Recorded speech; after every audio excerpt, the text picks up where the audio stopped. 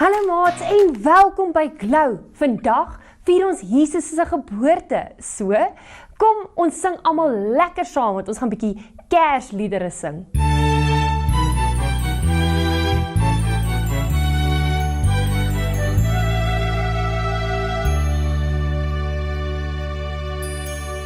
Herders op die ope velde, het die nag die engelekoor, met die blye evangelie uit die hemel aangehoor.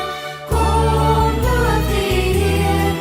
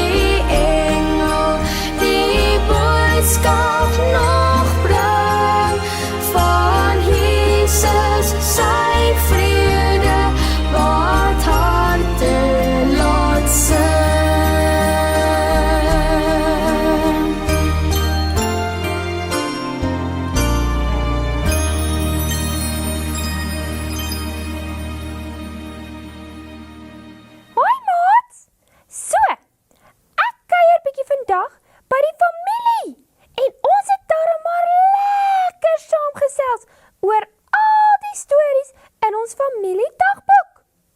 My neefie Philip het my ook herinner aan 'n storie wat ons altyd op Kersdag gelees het.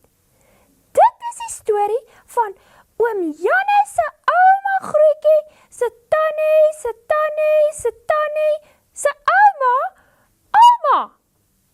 Daardie tyd het die familie nie eintlik met haar gesels nie, want sy het in 'n stal gebly. Maar sy het eintlik 'n interessante ding eendag in die familiedagboek neergeskryf. Ek was besig om eendag kos bymekaar te maak, toe 'n man en 'n swanger vrou by ons stal inkom. Ek het vreeslik geskrik, want mense kom gewoonlik nie daar nie. En julle sal nie glo nie, die vrou gaan lê toe net daar waar my kos neergesit is, en sy kry toe 'n babietjie.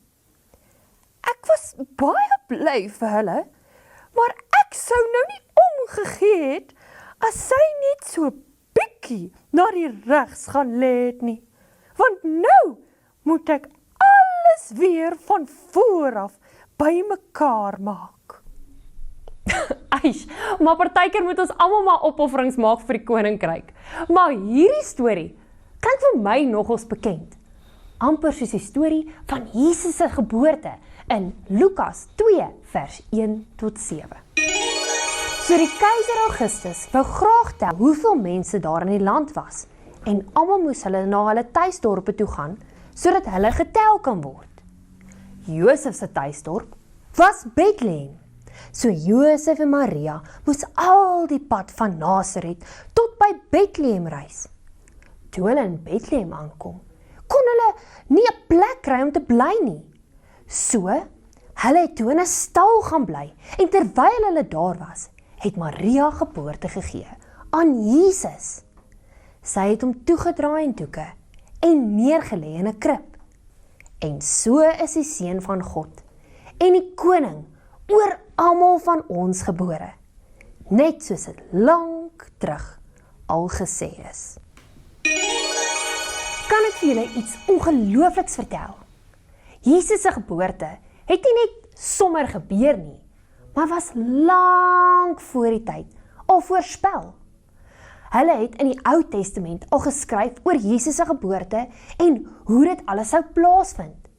Die Bybel vertel ons in die Ou Testament al dat Jesus in Bethlehem gebore sou word, dat daar 'n ster is wat sy geboorte sou aanwys en dat hy deel van Abraham, Isak, Jakob en Dawid se familiestamboom sou wees. Nou God het al hierdie dinge laat gebeur. Dit was nie net per toeval nie, dis amper soos 'n padkaart wat alles aangewys het hoe Jesus gebore sou word. Alles sodat ons op die ou end gered kan word. En dis net God wat so 'n gedetailde plan of padkaart kan uitlê en laat waar word. Daar is meer as 300 profesieë oor Jesus gewees in die Ou Testament wat waar geword het toe hy hier op aarde was. En hoe ongelooflik is dit nie dat dit alles gebeur het sodat ons gered kan word. Kom ons sluit die oë en dan bid ons saam. Here, baie dankie dat ons vandag Jesus se geboorte kan vier. Dat hy aarde toe gekom het en dat hy al die profesieë wat oor hom gemaak is in die Ou Testament, dat dit waar geword het en dat ons vir ander mense daarvan kan vertel. En Here, dankie dat Jesus vir ons sonde kom sterf en want dit gaan nie net oor sy geboorte wat ons vier in hierdie tyd nie, maar dat hy gekom het om vir ons aan die kruis te sterf. Dat ons gered is van hierdie sondige wêreld. Ons bid dit in Jesus se naam alleen. Amen. Okay, maats, kom ons gaan na die kunskamer toe en kyk wat ons vandag saam met Katinka gaan doen. Hallo maats en welkom in die kunskamer. Vandag gaan ons vir Jesus, Maria en Josef teken. So gaan kry al julle kunsgoed en dan teken ons saam.